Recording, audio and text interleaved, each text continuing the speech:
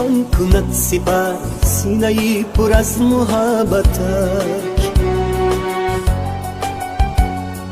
کیستان کند ظفر در نبرد دشمنان ملتش. آن که جان به کف گرفته تن به تن، بر عدو سیته زد و به جان اهریمن. آن که صبح و شام کشیده نظم صف، خواند و قصیده و ترانه وطن. کیست سر سپرده وطن؟ من و تویه، آن که دوست دارد این چمن. من و تویه، کی سر سپرده وطن؟ من و تویم،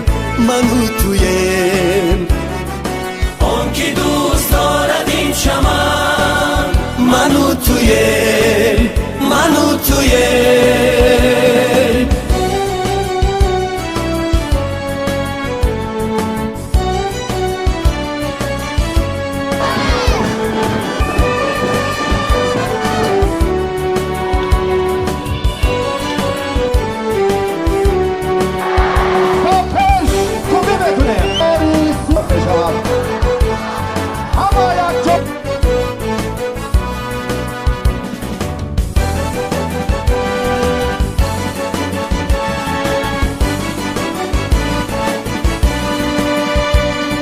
کیستان با غرور، با روحی شکست ناپذیر خود،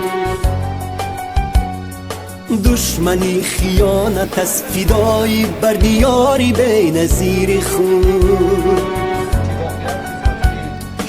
آن که پاسداری نامی ملت است، ره سپاری راهی بر دوام ملت است.